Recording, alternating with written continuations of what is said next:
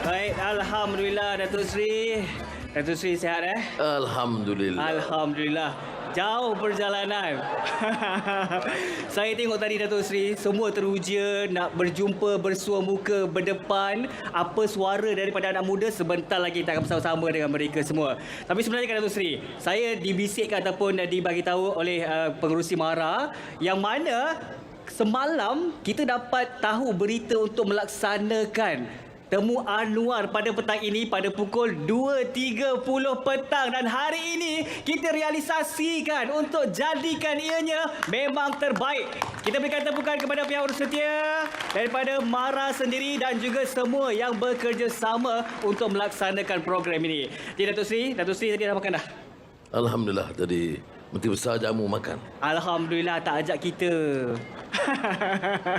Baik Datuk Seri, kalau kita nak mulakan, mungkin Datuk Seri boleh memulakan yang permulaan, tapi kita nak tahulah dahulu ni. Kalau kita lihat karisma yang amat berhormat Datuk Seri ini kepada anak muda, kita harapkan semuanya dengar dan juga kita ambil apa yang bakal dikongsikan oleh yang amat berhormat Datuk Seri ni. Anda lah merupakan pemimpin bakal nanti untuk meneraju negara. Kalau kita tengok karisma yang amat berhormat Datuk Seri daripada muda dan juga sekarang ini. Jadi kita nak Datuk Seri kongsikan kepada belia-belia kita apa yang mereka boleh lakukan dan juga sebagai panduan kepada mereka. Datuk Seri, silakan. Assalamualaikum warahmatullahi wabarakatuh. Alhamdulillah nahmadu wa nusalli ala rasulihil karim.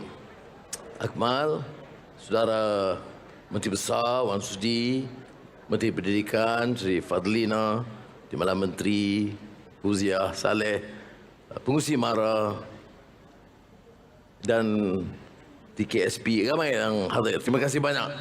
Dan terutamanya anak-anak yang saya kasih sekalian. Hebat, saudara. Dan terima kasih Ashraf Wasdi dan kawan-kawan. Dalam masa singkat, saya saja nak uji macam mana cekap atau tidak anak muda sekarang. Bagi kurang dari 24 jam tapi nampak berhimpun dengan teratur begitu baik. Saya salute kepada semua. Baik. Kita bercakap soal negara. Malaysia pernah melonjak, kemudian mendatar, kemudian timbul keadaan yang agak menggusar dan membimbangkan.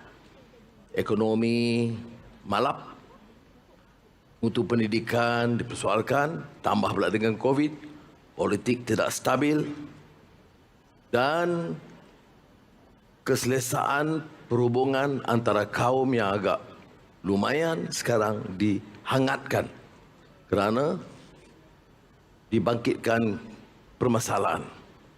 Itu yang kita warisi. Baik ekonomi, hutang negara 1.5 triliun ringgit. Hutang. Sebab apa kita hutang? Kalau dulu masa negarawan dan tokoh anak Pahang, almarhum Tun Abdul Razak, dia hutang. Dia antara mula hutang daripada Bank Dunia. Tapi hutangnya untuk apa? Untuk membuka ladang-ladang Felda, untuk membina sekolah-sekolah luar bandar, termasuk MARA. Ya. Jadi hutang itu munasabah. Dan anak-anak muda tidak terlalu gusar kalau terpaksa bayar hutang itu. Tapi lama kelamaan kadang-kadang ada kecuaian. Hutang nak buat menara dan gedung besar, mercu tanda hebat. Jadi hutang itu bertambah. Defisit. Apa arti defisit? Maknanya kalau gaji kita RM1,000 sebulan, belanja 1,600, itu maknanya defisit. Negara kita punyai dan hadapi defisit yang tinggi, 56%. Dan defisit ini kalau berulang, bersambung, dia jadi beban kepada negara. Ini sengaja saya lontarkan ini kerana anak baik di tingkatan 6 atau di Gian MARA atau di KM, ini penting anak-anak tahu. Kadang-kadang pemimpin ini dia tak mahu anak-anak tahu masalah. Saya berbeza pendapat. Saya mula aktif semasa saya muda. Saya bertarung dalam keadaan begitu dan saya percaya anak-anak yang sedar elemen yang sedar dan cerah, tidak mungkin mudah ditipu oleh siapapun. Jadi yang saya percaya, sekarang saya Perdana Menteri, saya mahu anak-anak faham itu bebas dan merdeka sebenarnya yang mesti dikuasai oleh anak-anak muda. Mesti bebas dan merdeka supaya jangan dijadikan alat oleh sesiapa. Baik. Sebab itu, kita ada bidang pengkhususan teknologi, digital, dan kalau dikatakan akademik, tapi ia tidak harus menghalang kita untuk mencintai ilmu secara yang meluas. Sayyidina Ali bin Abi Talib radhiyallahu an, khalifah keempat, apa dia kata? Kita belajar, tapi mesti ambil sikap terbuka. Saya baca. Bukan media sosial itu hanya satu wahana kecil, tetapi jawapannya tidak dalam 1 minit. Mau jadi orang cerdik dan pintar, tidak mungkin dengan ilmu 1 minit atau 2 minit. Dia mesti dengan membaca. Saya anjurkan anak-anak mesti hidupkan budaya dan tradisi membaca. Membaca ni maknanya bukan menjawab satu masalah yang besar dengan masa 2 minit. Mesti membaca, menggali ilmu. Kata Sayyidina Ali, ilmu bagi dia lazzatul ma'rifah. Lazat ma'rifah maknanya peringkat tertinggi. Dia maknanya dia belajar dan dia merasa kelazatan dan nikmat menimba ilmu. Jadi sudah anak tingkatan 6, ya, jurusan sastra tidak menghalang untuk menguasai ilmu bidang lain. Ada giat marah dan bidang pengkhususan mekanik tidak menghalang untuk mengetahui masalah secara umum. Itu maksud saya. Jadi kalau tanya saya apa maksud temu Anwar selalu ni, saya nak ajak anak-anak supaya mengalami proses pencerahan, menimba ilmu dan cerah supaya jangan kita ditipu. Saudara akan dewasa, akan ada keluarga. Sebelum itu ada ibu bapa. Dan bagaimana kita mendidik kalau ilmu kita itu terperangkap dengan propaganda yang mungkin merusakkan kita. Baik, bab kedua saya bicara soal negara kita. Mengapa saya boleh datang dalam keadaan ekonomi lembab tapi diurus yang baik? 8 bulan kita dalam kerajaan. Sekarang, saya tak kata semuanya bobrok atau buruk yang lalu, tak. Tetapi banyak masalah. Nak buat MARA, projek MARA, ada yang sakau. Nak buat kapal untuk tentera laut, wang hilang berbilion. Nak beli senjata, sebut saja bidang mana pun dicuri. Curi itu siapa? Duit siapa? Duit rakyat. Kalau kita boleh hentikan ini, kita boleh pulangkan. Ashraf Wajdi kata, datang ini MARA ada masalah, tandas ada masalah. Mana pengarah di institut ni mana? Ada. Pengarah KM. Mana? Tak ada mengarah? Ada. Di belakang. Ada timbalan mengarah? Tadi ada, mana hilang? Baik. Saya nak tanya, anak-anak yang belajar di sini ada? Ya, KM. Tanda semua okey? Ada usaha tak? Okey. Di sekolah dulu, masa belajar di sekolah dulu tanda banyak usaha tak? Angkat tangan siapa yang pernah mengalami kerosakan tanda di sekolah. Tengok. Dan kita sebut negara ini merdeka, berdaulat, membacu pertumbuhan membanggakan. Tapi sekolah ini sekolah anak-anak kita. Saya anggap semua anak-anak kita. Jadi tanggungjawab kita selesaikan. Ini maksud saya. Ini erti politik, ini erti kenegaraan, ini erti tata kelola. Kalau tidak kita fikir yang besar-besar, kita kabur dengan keadaan sebenar. Jadi saya nak mulakan dengan yang itu.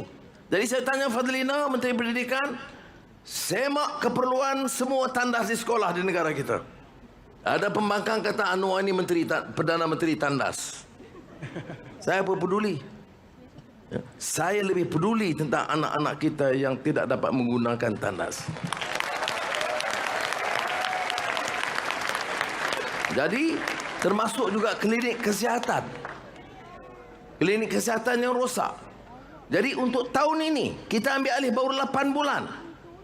Saya kata kita mesti selesaikan dan perbaiki semua tandas sekolah di Malaysia tahun ini juga. Kalau tidak, saya dipanggil menterinya, timbalan ketua pengarahnya menghadap saya di demikian. Tapi alhamdulillah, Menteri Pendidikan dan Kementerian mengambil tindakan segera. Dan berapa jumlah? 1.4 bilion ringgit. Susah lagi, susah. Tapi tetap kita luluskan.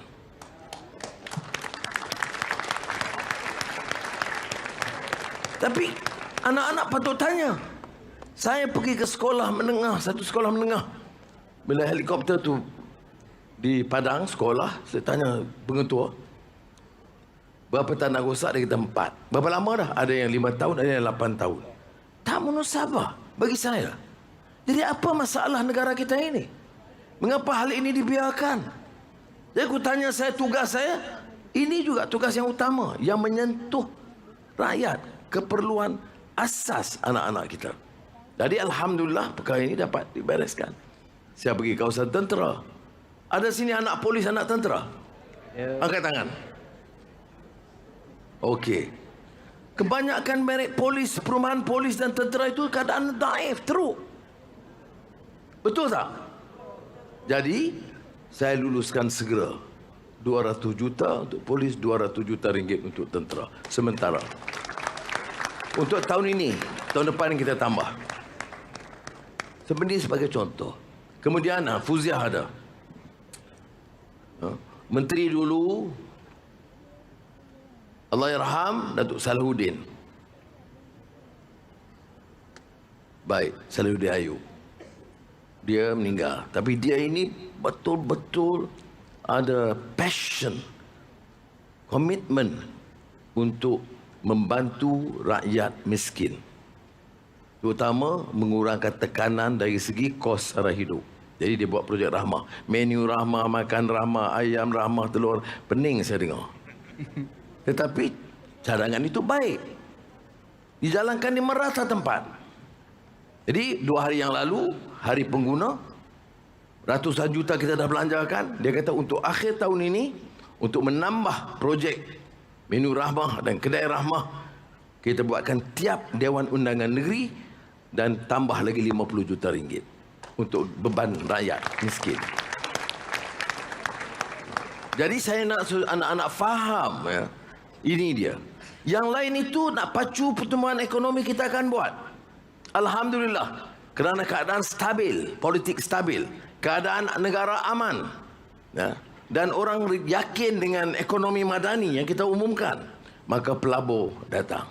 Tahu Elon Musk? Ya, orang paling kaya di dunia.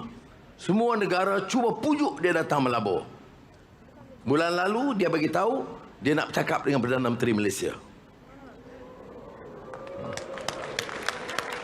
Jadi saya kata silakan. Yes, I'll be very happy and pleased. Maka pakai video conferencing.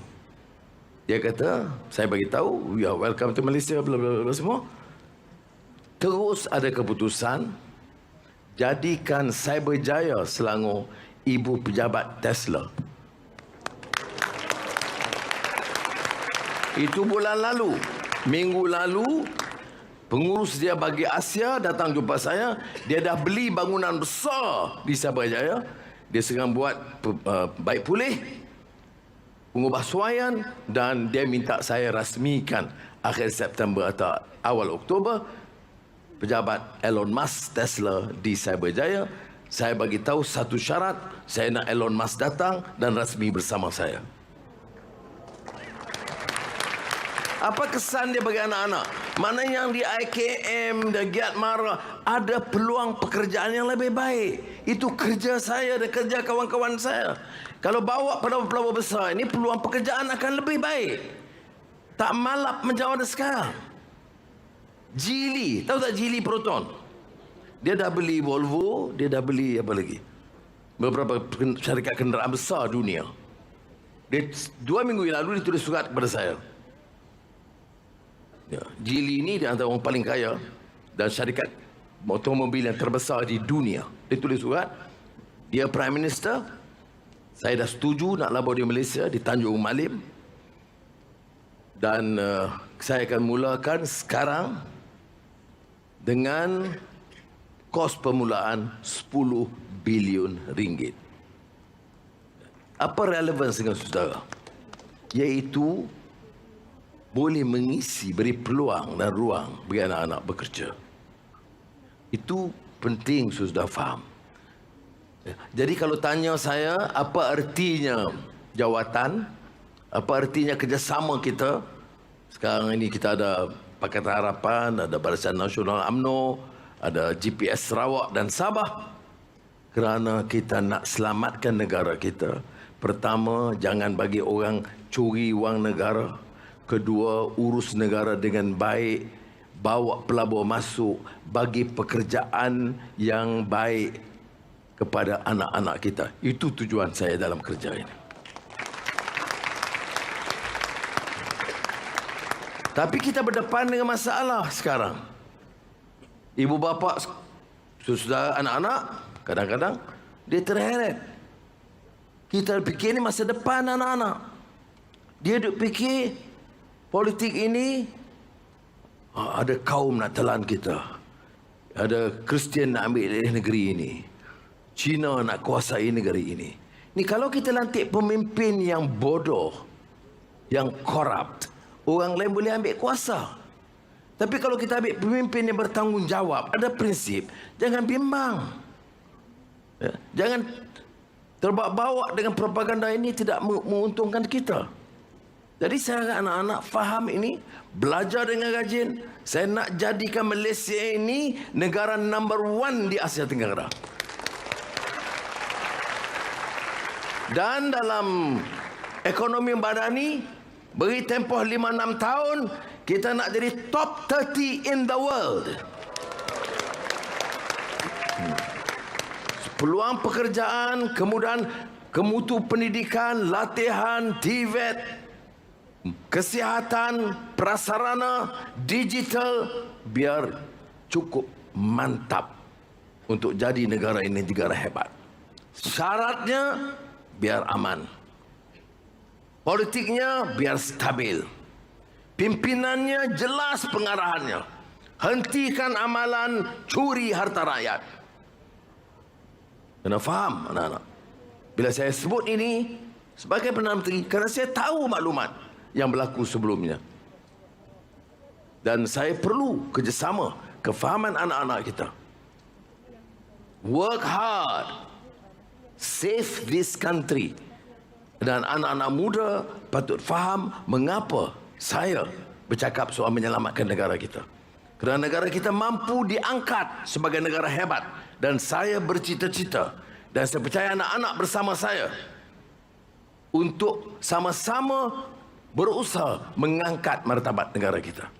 Boleh atau tidak? Ya, maknanya kita harus yang belajar dengan cukup tekun, membaca dengan cukup rajin, menjadi manusia yang berharga dan bernilai. Kerana hidup kita ini ada akidahnya, keyakinan kita, jaga akhlak kita, jaga syahsiah kepribadian kita. Kerana kalau kita mau jadi pekerjaan dalam bidang tertentu, tapi kita mau jadi manusia yang baik.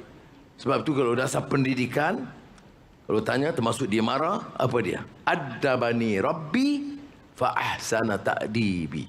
Ya. Nabi Muhammad SAW mendoakan ya, dengan ilmu itu untuk perbaiki adab. Sebab tu saya gunakan madani, bina tamadun. Tapi tamadun itu dengan manusia. Sempurnakan salat kita dengan baik. Jaga pribadi dan kelakuan kita. Jaga nilai kita. Kasih kepada ibu bapa kita. Hormat kepada guru-guru kita. Dan gunakan masa dan waktu yang baik untuk meningkatkan kefahaman kita dan ilmu kita dan memperbaiki pribadi kita.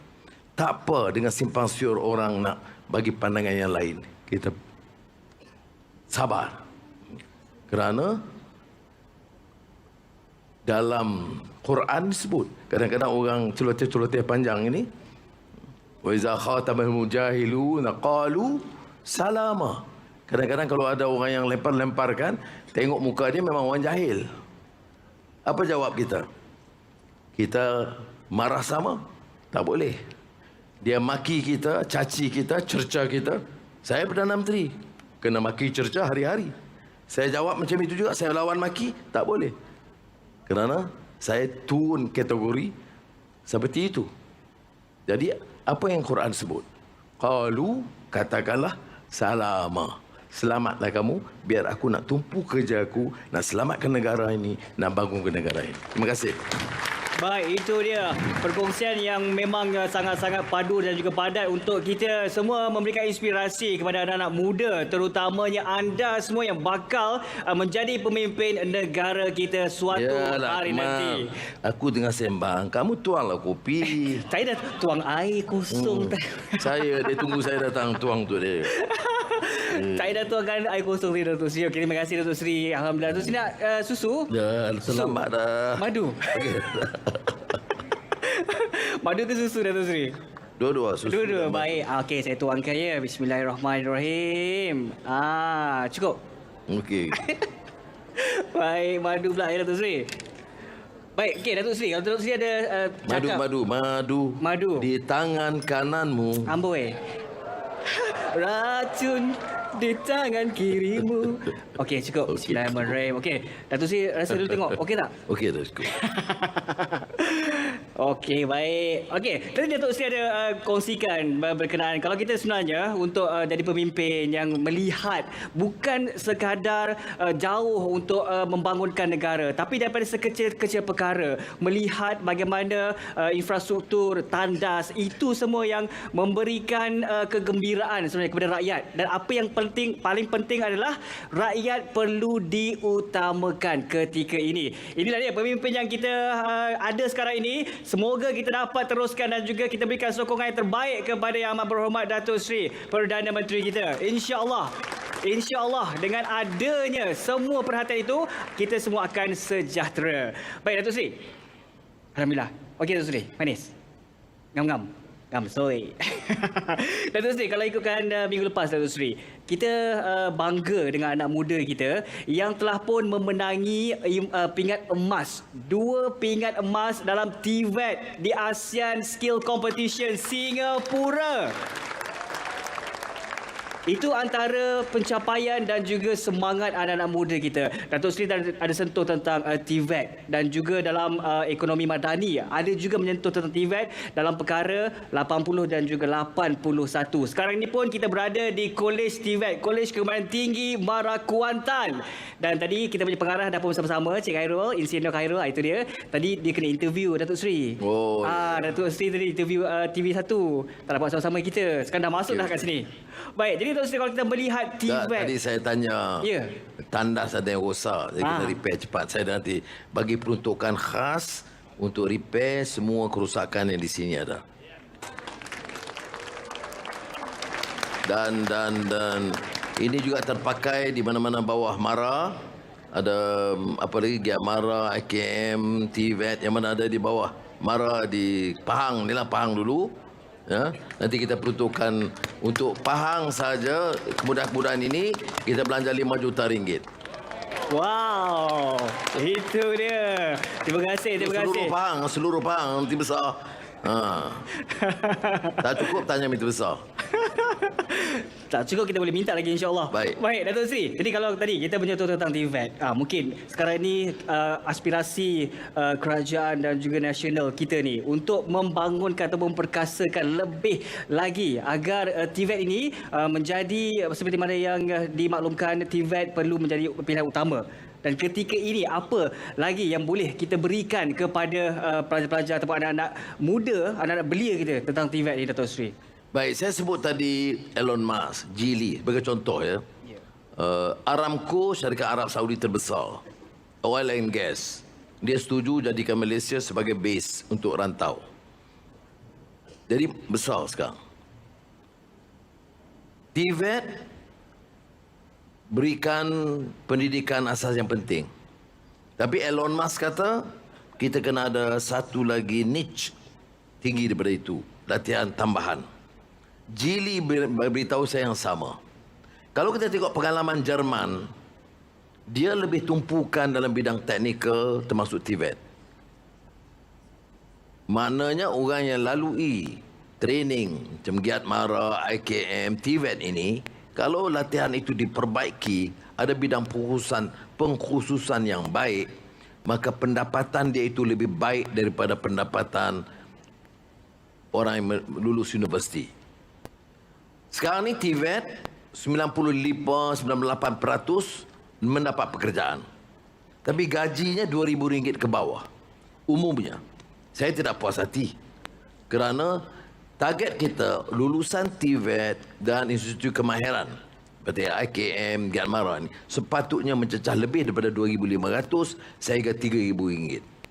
Untuk itu ada rencana sekarang dan saya minta Timbalan Perdana Menteri Datuk Seri Zahid, Pengurusi Jawatan Kuasa, untuk beri recommendation untuk perbaiki. Apa langkah awal kita buat? Umpamanya kalau ada TVET di Pekat, kita minta Proton ambil alih, Proton ambil alih. Kalau ada di Tanjung Malim, Geely ambil alih. Kalau ada TVET di Pengerang, Johor, Batu Rakit, Terengganu, Kimanis, Sabah, itu minta Petronas ambil alih. Jadi dengan itu tahap latihan kita itu dapat kita tingkatkan dan perbaiki. Ya. Selain itu ada beberapa program latihan khas untuk pensyarah-pensyarah guru-guru TVET, pensyarah-pensyarah TVET dan kemudahan-kemudahan tambahan, kelengkapan tambahan yang dalam rancangan kita, kerana bagi saya untuk masa depan Malaysia dalam food technology,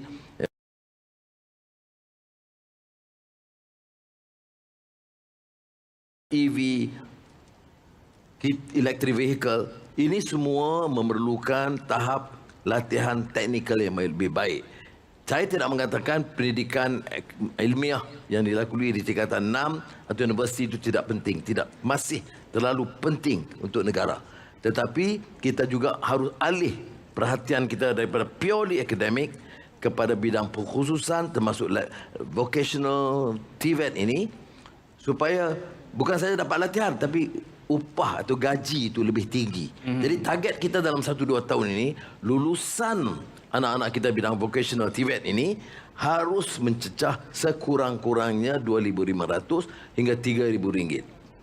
Barulah kita rasa negara ini mampu.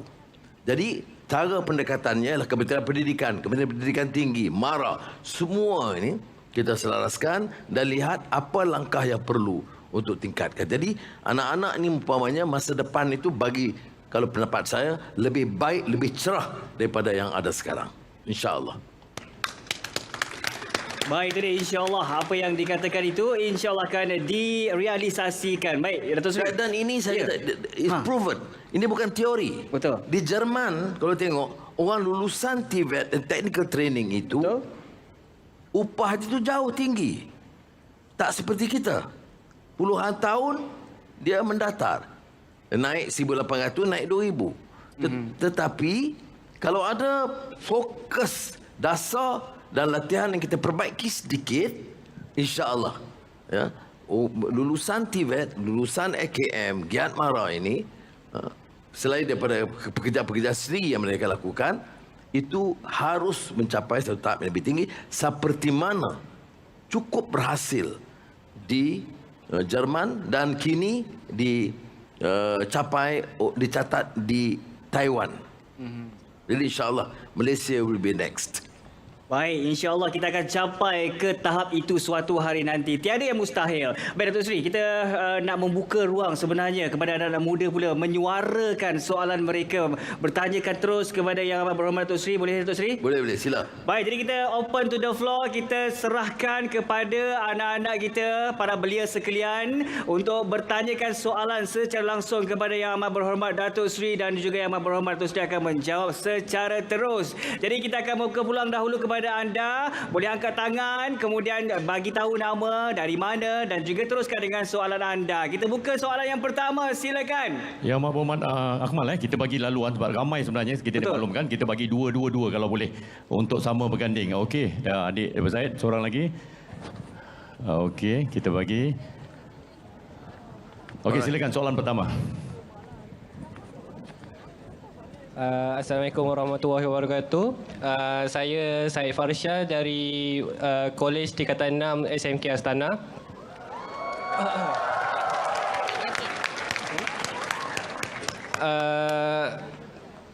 Saya ingin bertanya kepada Datuk Seri Pakcik Anwar pun tak apa. Ya. Daddy boleh Daddy?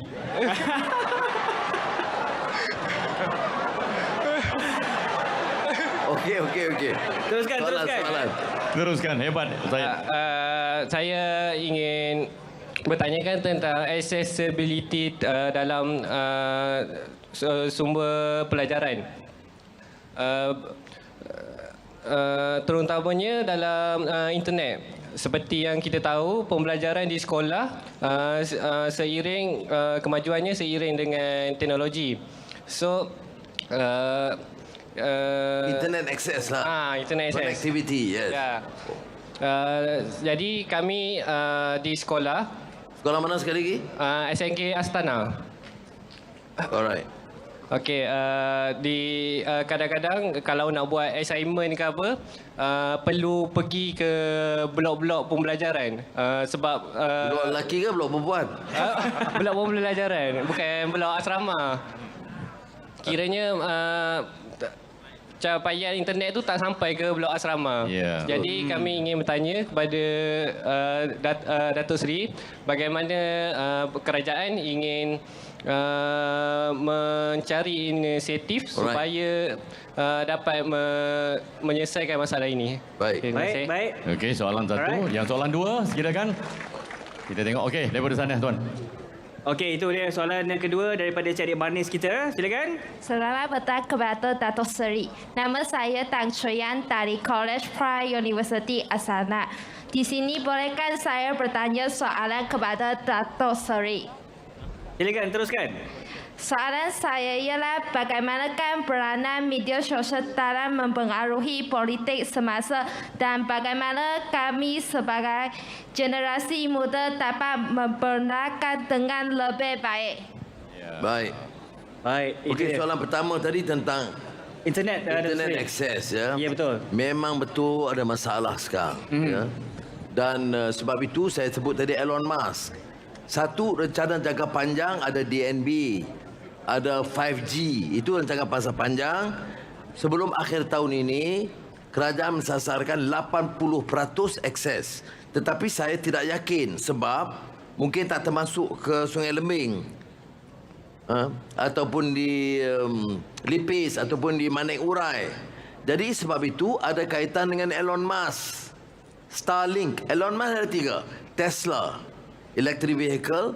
Starlink, iaitu internet, apa dia panggil, kemudahan machine, kemudahan untuk accessibility ke internet. Yang pertama saya hantar ke universiti di UiTM di Negeri Sembilan. Dia satu kecil begitu, dia pasang atas bumbung dan dia boleh cover satu dewan. Ya. Dan saya bercakap dengan Elon Musk, terus kita order 40 dan kerana itu saja yang ada, tapi bila kerana dia bincang dengan kita, dia kata okey, kita boleh order lagi. Jadi kita sekarang ni dah order 40. Kita ni hantar ke sekolah-sekolah, ya, sekolah tingkatan 6, college-college untuk internet access. Kerana ini sudah menjadi keperluan macam buku teks lah, ya. Betul. Jadi sebab itu Dia panggil itu Starlink. Kita baru ada 40, kita dah order lagi 140, tapi kita perlu puluh ribu sekarang ni. Jadi perencanaan kita yang mana tak boleh di cover oleh 5G, kita akan gunakan ini kemudahan kecil ini. Ya, dia letak atas bumbung dan boleh cover insya-Allah. Itu satu. Keduanya, Suyan tanya mengenai medsos. Betul. Media sosial ini ada peranan. Ini teknologi baru. Kita manfaatkan. Sebab tu saya kata, kita guna fikir. Sebab kadang-kadang banyak penipuan. Umpamanya ada Tok Guru bagi ucapan. Nampak Tok Guru pakai serban, pakai jubah. Kita pun kagum. Dia bercakap 1 minit. Siapa yang sokong parti saya, Allah restui. Siapa tak sokong, ini jadi musuh Allah. Kalau orang yang tak berfikir, dia kata Tok Guru kata betul. Sebab tu kita kena cek betul tidak. Ya. Ada satu lagi kenyataan. Anwar selaku Perdana Menteri zalim dan menindas dan menganaktirikan negeri-negeri pembangkang termasuk Terengganu, Kelantan, Perlis dan Kedah. Itu kenyataan. Dah anak muda baca ni marah, zalim Anwar ni. Kita semak. Sebab tu dia kata kena semak. Ini cerita 1 minit, kita hukum orang. Orang cakap tu menipu, orang yang dengar ini tertipu. Sebab itu kita semak. Semak rupanya saya dah jawab di Parlimen Belanjawan Negara. Bahawa di bawah pentadbiran kerajaan Madani ini, peruntukan untuk Kelantan, Terengganu, Perlis dan Kedah lebih tinggi. Paling tinggi dalam sejarah dan lebih tinggi daripada tahun-tahun sebelumnya semasa mereka memerintah. Itu fakta. Tetapi kalau yang percaya, terus percaya, naik motor bawa bendera, marah saya. Itu sebab saya kata medsos ini penting. Yes, penting. Tetapi yang pentingnya melatih pengguna, melatih anak-anak supaya memanfaatkan kemudahan yang diberi. Seperti mana juga komputer. Bila mula komputer diperkenalkan, ramai juga ustaz-ustaz, termasuk masa saya jadi ahli Parlimen Permata Ampau, dia kata ini bahaya, ini banyak yang lucah, pornografi boleh masuk. Jadi saya kata macam mana nak yakinkan? Saya bawa komputer, ada majlis di masjid, sebelum Jumaat, saya pasang, saya tanya, tu Imam, nak ayat mengenai apa? Dia kata mengenai adli, keadilan. Okey, saya cari Google, tekan, keluar. Puluhan ayat mengenai adil keadilan. Innallaha ya'muru bil adl wal ihsan. Dia kata ini. Jadi kita kata kemudahan ini bagaimana kita nak gunakan. Kita boleh gunakan untuk meningkat ilmu kita. Kita boleh menggunakan untuk merusakkan dan rendah akal budi kita. Jadi samalah ke medsos. Ya, ini keperluan yang sangat penting. Kerana kita dapat melihat perkembangan secara pantas. Tetapi kalau kita tidak membaca, ia tidak membantu, saudara. Percayalah, tidak ada ilmu yang boleh dikuasai dengan 1-2 minit. Rasulullah SAW melatih kumpulan awal para sahabat itu bertahun-tahun. Bukan dengan 1 ayat, 1 huruf. Tidak. Kita harus baca. Apa? Muzammil, Mudaththir, ya awal. Qum fa'anzir, wa rabbaka fakabbir, wa thiyabaka fatahhir. Bangun daripada kealpaan. Ada kaitan dengan soalan medsos ini. Bangun daripada qum fa'anzir, dari tidur kamu, dari leka kamu, daripada lalai kamu. Bangun. Bangun untuk apa? Untuk pencerahan. Maknanya tahu bahawa kebesaran itu wa rabbaka fakabbir. Allah yang maha besar. Kemudian kalau betul kita aku Allah itu maha besar, maka bersihkan. Wa thiyabaka fatahhir. Bersihkan diri kita, bersihkan jiwa kita, hati nurani kita. Bagaimana bersihkan kalau kita tak tahu? Ini cabaran bagi anak-anak muda. Medsos penting? Yes. Critical? Yes. Tetapi gunakan, manfaatkan untuk menilai dan membaca. Tidak hanya terpukau, tertipu, dengan satu dua perkataan. Saya dengar semalam kawan forward satu TikTok kata negara kita sedang menghadapi dan akan menempuh kehancuran. Saya kata mana? Terhancur kat mana? Rupanya dia gunakan ini sebagai guna TikTok, guna untuk menghasut. Hancur di mana? Yang hampir hancur itu dulu. Yang kita duk selamatkan sekarang. Tetapi kalau tidak membaca, tidak menyemak, tidak menyaring, orang kata qala Allah ataupun qala Rasulullah sallallahu hadis. Itu sebab kita tanya hadis mana? Riwayat siapa? Sahih Bukhari, Muslim, sanad dia di mana kan? Dalam Islam dilatih begitu. Dia kalau Quran jelaslah surah apa, ayat apa kita tahu. Tak petikan. Dan hadis ni kerana banyak hadis-hadis yang kadang-kadang mereka pakai sembrono. Jadi kita boleh tanya, itu latihan. Kalau dalam Islam itu sangat istimewa. Kerana melatih kita dalam hadis itu sahih atau tidak. Siapa perawi dia? Mana sanad dia? Dia tanya. Dia tak ada salah kita tanya. Kalau ustaz ajar kita, ustaz, hadis ni dari mana ustaz? Oh, dari Bukhari. Okey. Mana dia? Okey. Itu memang diasuh sebagai tradisi ilmu atau dikatakan tradisi akliyah. Terguna menggunakan akal walaupun merujuk kepada kitab. Terima kasih.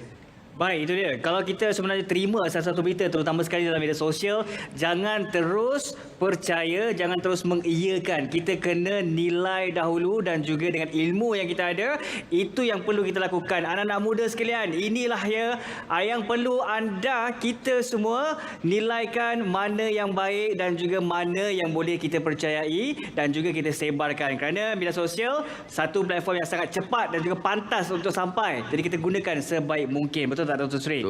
Baik, jadi kita teruskan lagi untuk soalan yang berikutnya dan daripada anak muda kita. Ramai ni, Dr. Sri. Ramai nak bertanya kan ni?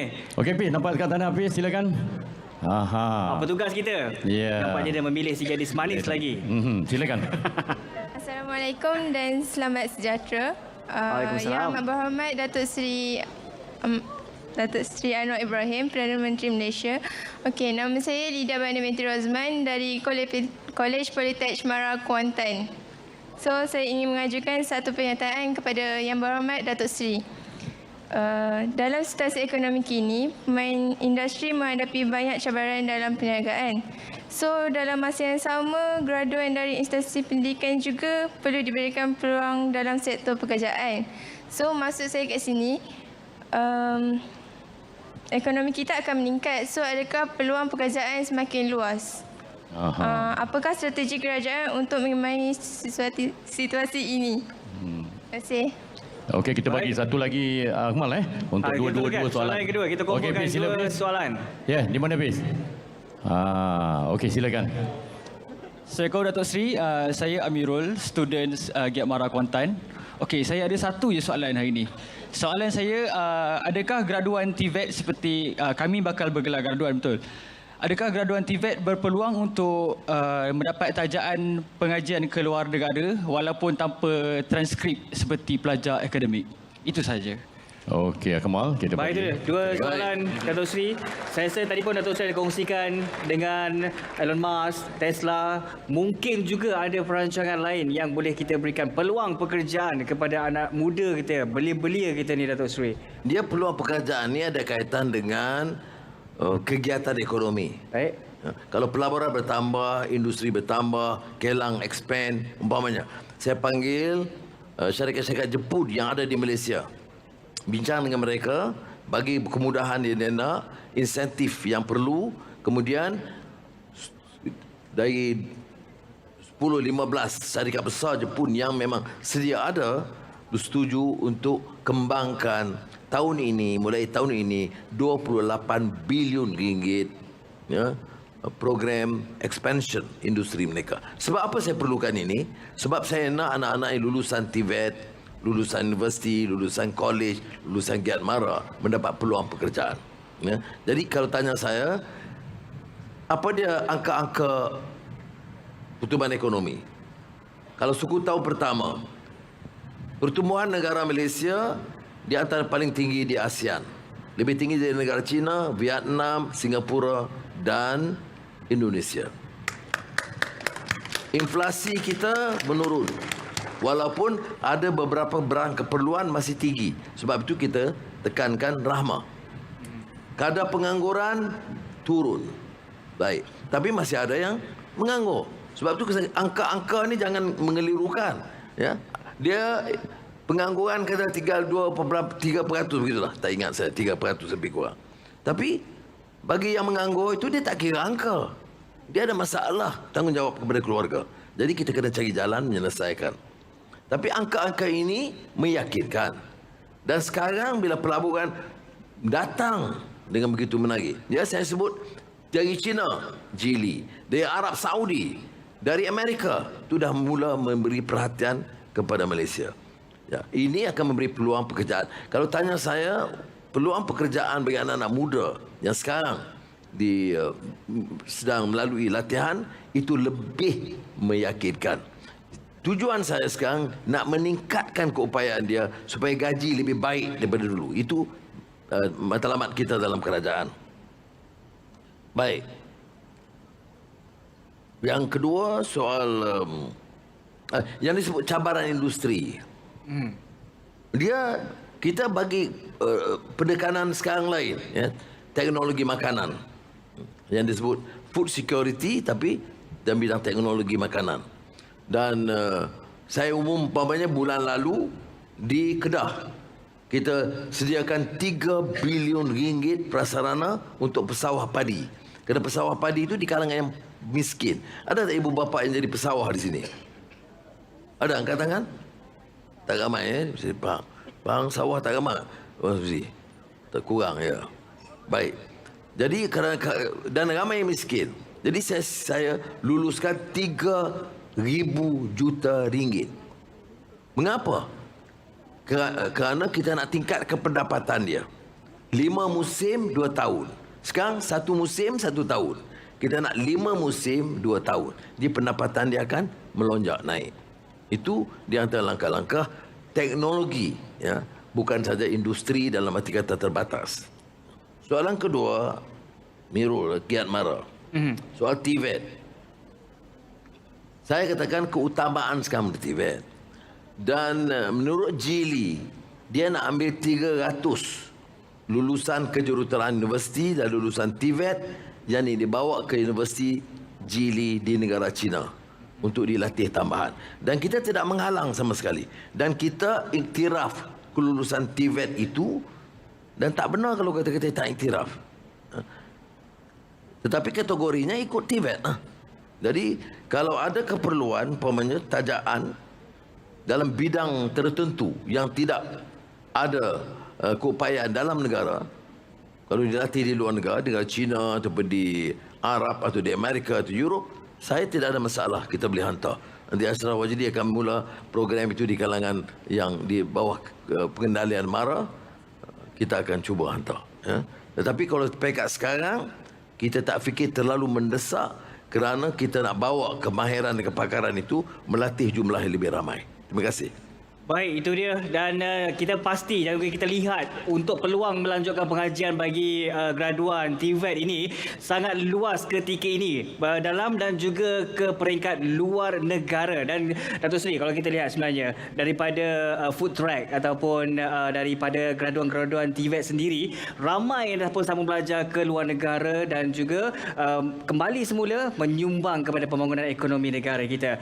Dan apa kata kita teruskan lagi Datuk Seri untuk soalan yang berikutnya, silakan. Kita bagi 2 lagi last. Baik, soalan okey, silakan. 2 yang terakhir. Baris kita silakan. Nampak Cik Baris tu. Yang depan, silakan. Silakan. Assalamualaikum dan salam Madani. Nama saya Muhammad Aklan Afif bin Muhammad Syukri, pelajar tingkatan 6 Sekolah Menengah Kebangsaan Sultan Abu Bakar, Sekolah Kluster Kecemerlangan. Saya ingin mengajukan soalan kepada Datuk Seri. Sebelum ni saya pernah dengar bahawa Datuk Seri mempunyai pengalaman yang begitu luas sebagai seorang aktivis muda. Oleh itu soalan saya, bolehkah Datuk Seri sendiri kongsikan sedikit sebanyak pengalaman tersebut dan bagaimana melalui pengalaman sebagai seorang aktivis muda Perkara tersebut dapat memberikan kesedaran kepada isu sosial masyarakat yang akhirnya dapat menjadikan Datuk Seri sendiri pemimpin negara yang mampu membina persekitaran yang inklusif, harmoni dan bermaruah. Itu sahaja.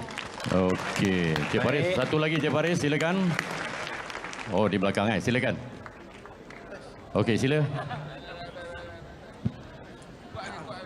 Teruskan Last dengan sekali soalan adik-adik anda. memang ramai sebenarnya Akmal tapi kita bagi last ni. Silakan. Betul. Sebab masa mencemburui kita. Sejahtera Datuk Seri. Silakan. Saya Lopez dari KKTM Kuantan. KKTM Kuantan, baik. Teruskan. Saya berasal dari Sarawak tapi study kat sini. Okay, so soalannya, bagaimana Datuk Seri melihat potensi graduan TVET MARA ini dapat dipertingkatkan dengan penglibatan industri seperti industri Tesla, khususnya dalam ekonomi pembuatan? Adakah industri ini menyambut baik usaha ini? Baik. Baik, itu soalannya. Okey, silakan. Kalau boleh tambah dua lagi tak apa, okey. Saya Okey. jawab sekali. Okey, kita tambah lagi. Silakan. Di depan ni. Assalamualaikum warahmatullahi wabarakatuh. Waalaikumsalam. Saya Muhammad Izzat, Presiden Majlis Perwakilan Pelajar Kolej Kemahiran Tinggi MARA Kuantan. Okay. Ini lebih kepada luahan dan permintaan daripada pelajar lah. Datuk Seri, buat pengetahuan Datuk Seri, kami pelajar TVET Diploma diberi allowance 300 bulan. Jadi walau bagaimanapun kami dapati akibat daripada peningkatan kos sara hidup, allowance tersebut tidak cukup. RM10 sehari, 2 kali makan pun tak cukup. Okey.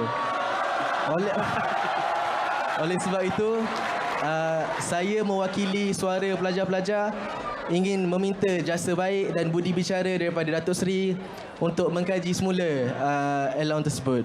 Terima kasih. Okey, daripada Presiden kita. Okey, one more question Datuk Seri Kita bagi satu. Okey, silakan. Okey.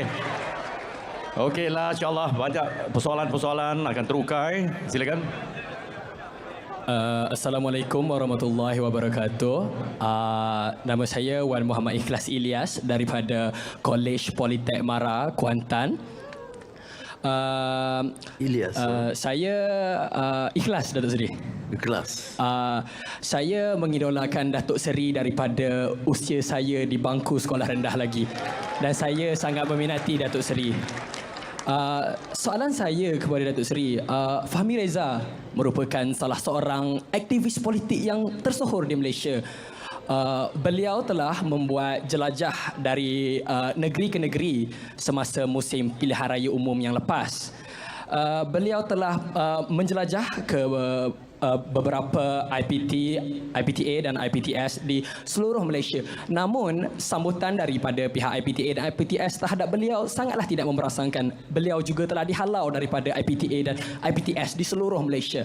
Soalan saya kepada Yang Amat Berhormat PMX kesayangan, apakah inisiatif dan langkah yang akan diambil oleh Kerajaan Perpaduan untuk memberikan hak kebebasan dan peluang untuk mahasiswa yang ada di Malaysia untuk lebih bersuara? Sekian, terima kasih. Okey, Datuk Seri, silakan pengakhiran kita dari Ikhlas. Terima kasih. Sebab lepas ni saya diminta menghadap Buah Beli Yang Mulia Yang di-Pertuan Agong di istana. Sebab itu saya tak boleh lanjutkan. Betul. Tapi kalau lambat saya beritahu, ampun tuanku, ini anak-anak saya kacau, jadi saya terlambat. Baik. Akhir tadi tanya apa dari tingkatan 6 apa yang saya lakukan sebagai aktivis muda. Ya, kita semasa muda tentu ada kekuatan, ada kelemahan, ada yang harus kita belajar. Jadi tak semestinya itu semua kita buat itu benar. Tapi saya seperti mana anak-anak lakukan dengan keyakinan. Anak muda ini ditandai dengan apa? Idealism. Dia suka kepada yang baik, adil, dia benci kepada rasuah dan penyelewengan. Jadi cetusan semangat itu yang mendorong dia buat beberapa tindakan. Ya? Dan tentu kadang-kadang keras. Ya? Sebab itu ada orang anak muda. Dia cakap dia pemimpin muda, pemuda. Tetapi tak semestinya mencetuskan idealisme muda. Kadang-kadang orang umurnya muda tapi pikiran macam orang tua. Umurnya muda tetapi bersekongkol dengan perasuah. Umurnya muda tetapi jadi penjilat dan pencacai kepada orang-orang yang membawa kerusakan. Sebab itu yang muda itu sandarannya di mana? Dalam Al-Quran. Nahnu nakhussu 'alaika naba'ahum bil haqq. Innahum fityatun amanu bi rabbihim wa zidnahum huda. Allah sebut dalam Quran, akan aku ceritakan kisah yang sebenar bil haqq. Apa dia? Anak muda yang beriman, terasnya keyakinan, kepercayaan. Maka Allah berikan mereka petunjuk. Apa dia? Yang dalam intisari dia. Warabatna ala qulubihim idh qabu faqalu rabbuna rabbus samawati wal ardi, akhir ayat. Yaitu terpahat dalam hati nurani mereka kekuatan keyakinan. Dia tidak takut dan gentar dengan tekanan lain, kerana dia percaya Allah yang menjadikan langit dan bumi. Sudah. Ini yang kita mau di kalangan anak muda. Kalau itu sikap, dia tak mudah diperalatkan. Kerana mana dia tahu yang benar yang palsu? Dengan membaca, dengan ilmu, dengan ada sandaran. Mana dia tahu untuk kebaikan? Kerana dia nilai yang baik. Ini orang yang rasuah bilion-bilion, jumpa cium tangan lagi. Tipu kita hari-hari, jumpa kita cium tangan lagi. Ini bukan manusia, ini baral. Ya, sebab itu anak-anak harus faham. Apa saya nampak keras, ya saya keras. Kerana kita nak selamatkan negara ini, nak selamatkan keluarga. Guru pendidikan di sekolah. Anak-anak curi pensel kawan, ditegur oleh guru, jangan curi. Sudah besar, sudah jadi pembesar, curi harta rakyat beratus-ratus juta. Dan kita masih jumpa dia, cium tangan. Apa latihan apa? Nilai apa? Akhlak apa? Sebab itu saya kata, kalau mau jadi aktivis, dia mesti tercerna dari keyakinan, dari sistem nilai yang baik. Bila kita sebut negara madani ini, ya kemampanan, ya digital, ya food technology, food security, tetapi terasnya nilai dan akhlak. Apa arti pembangunan mercu tanda yang hebat, kekayaan berbilion-bilion, tapi kamu menindas pekerja? Apa arti? Ya. Pertumbuhan yang meyakinkan, tetapi tidak dijamin keselesaan bagi yang paling miskin. Tidak boleh. Pagi tadi umpamanya saya ada persidangan mengenai sistem percukaian negara. Ramai hadir. Saya mengatakan dia hasil mesti diperoleh. Tapi apa arti hasil yang tinggi tapi dibiar orang miskin terlantar? Ini yang saya sebutkan. Aktivisme itu dia diasah, ditekan dengan satu keyakinan, kepercayaan untuk kebaikan diri kita, keluarga kita, masyarakat kita dan negara kita. Itu aktivisme. Dan menyandari ini semua apa dia? Atau yang dikata garis bawahi, terasnya apa dia? Dengan ilmu. Bagaimana umpamanya sebaik saja dia lulus universiti atau dia profesor, dia bercakap, ya ada yang benar yang tidak, kita kena nilai. Dia ahli agama, datang dengan serban dengan jubah, semua betul, tak kena nilai. Dia mungkin mewakili satu sosok parti, atau dia mungkin satu mazhab, atau satu faham. Kita sebab itu kena nilai. Jangan cepat sangat hukum orang. Jangan. Jadi aktivisme itu mesti dengan landasan yang benar, ya, dengan kefahaman. Sebab itu sebagai anak muda, jangan lupa, jangan cuai, mesti senantiasa manfaatkan perpustakaan, baca sebanyak mungkin. Ini kalau tidak umpamanya semua rebut nak jadi pembesar, nak jadi menteri. Baca tidak, bercakap lebih banyak maki hamun, salah fakta dan lepas begitu saja. Jadi kadang-kadang boleh nilai ni parlimen. Zalim. Zalim di mana? Oh, peruntukan tak cukup, tak diberikan. Tak benar. Peruntukan lebih. Kemudian bila kita dah bagi fakta, apakah dia minta maaf? Tidak. Dia diam sebab dia tak boleh jawab. Sebab saya bagi angka.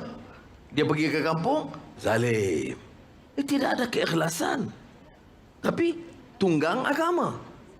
Ini sebab itu saya kata aktivisme itu suatu sifat dan kepribadian yang sangat baik di kalangan anak muda. Anak muda yang tidak rasa terpanggil untuk berbuat sesuatu untuk menegakkan kebaikan, menegakkan ma'ruf, menolak yang kemungkaran. Itu bukan anak muda. Itu umur muda. Tapi badannya lesu dan lembab. Ya, jadi dia mesti ada semangat yang bawa. Baik. Dan ini kaitan dengan soalan yang tadi, yang sebab kebebasan ikhlas tanya tadi ya. Ya. Satu kes saja di UiTM. Tetapi jawapan dari UiTM, saya tanya dari Menteri Pendidikan Tinggi, yang memberikan ruang. Datuk Seri Khalid Nordin berikan ruang. Tapi kena bagi tahulah, you nak langgar ke sini. Kena bagi tahulah pengarah dia, saya nak pakai dewan pada pukul 4 petang, ya.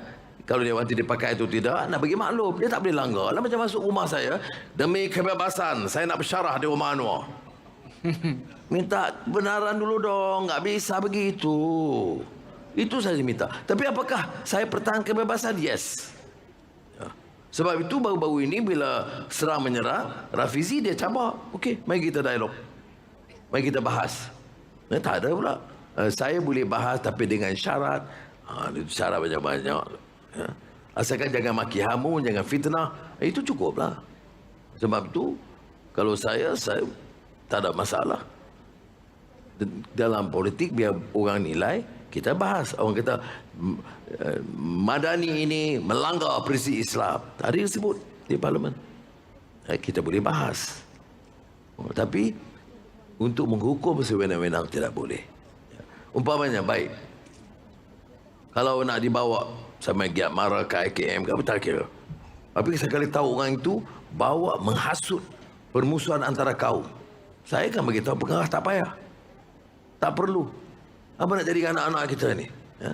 Nak suruh orang Melayu benci kepada Cina, Cina benci kepada Melayu. Yang untung siapa? Kalau nak tanya bantu Melayu, saya setuju. Ini Giat Mara ni siapa? Melayu. Peruntukan untuk Mara lebih daripada dulu. Orang kata dulu, wah kami Melayu. Tapi peruntukan saya bagi lebih. Tapi dia kata saya bukan Melayu. Sebab itu saya kata nilai betul-betul. Peruntukan, kalau Anwar jadi Perdana Menteri, jaga. Sebab anak-anak nanti suruh pakai skirt semula. Ada yang percaya. Sudah. Yang anjurkan dulu pakaian. Yang Wan Rusdi tahu. Yang anjurkan pakaian, baju kurung, kemudian tudung. Itu semasa saya jadi Menteri Pendidikan dulu. Sekarang dihukum. Saya nak suruh orang pakai skirt. Ya. Dan ada percaya. Sekarang dah 8 bulan. Tak pula saya suruh sesiapa pakai skirt. Tapi itulah yang saya katakan, fitnah itu bukan kebebasan. Baru-baru ini ada yang didakwa. Dia tahu Anwar tidak menghormati kebebasan. Mendakwa seorang tokoh pembangkang mahkamah. Kes apa? Maki Perdana Menteri. Hari-hari kena maki. Ada saya ambil tindakan? Tidak. Kalau saya jalur guna mahkamah. Ikut jalur hukum. Tapi yang ambil tindakan, yang lapor siapa? Dewan Diraja Selangor. Bukan saya. Bila Dewan Diraja Selangor, kita lihat Dewan Diraja Pahang, itu hanya dengan pekanan Sultan. Lapor kepada polis. Baik. Kemudian pemimpin parti itu pergi minta ampun. Tuanku Sultan jawab, belum selesai. Saya tak boleh terima orang menghina raja. Ini kebebasan. Tak. Sebab raja ini payung negara. Dia bukan orang politik. Dia jawab, dia serang saya boleh jawab di sini. Raja, tak ada, bukan nak bagi raja dialog. Bukan kerja raja. Raja ini jadi payung dan ketua negara. Jadi sebab itu, perlembagaan melindungi raja-raja daripada jadi bahan serangan politik. Maka tindakan diambil tu didakwa. Apa mereka kata? Ni Anwar Ibrahim yang salah. Yang lapor raja, Dewan Diraja. Yang tak puas hati raja. Lapor pada siapa? Polis. Yang ambil tindakan polis. Yang dakwa peguam negara. Yang salah Anwar Ibrahim. Tak apa. Baik. Semalam Sultan Perak pula bangkitkan. Dia marah parti berkenaan kerana menggunakan nama raja untuk menyokong parti. Raja tak campur dalam urusan politik. Ini bukan kebebasan. Ini salah guna kebebasan. Melanggar prinsip perlembagaan. Menghina raja-raja tidak dibolehkan dalam perlembagaan. Dan saya nak tegaskan, selagi saya Perdana Menteri, saya tidak izinkan politik pecah belah, terutama menggunakan dan menghina raja-raja, kerana prinsip negara kita mesti dipertahankan. Baik. Lopez, Sarawak. Bagaimana potensi TVET seperti Mara dan Tesla. Ini yang saya sebut tadi. Bila bincang dengan tim Tesla, dia kata ada beberapa elemen training tambahan yang patut kita berikan.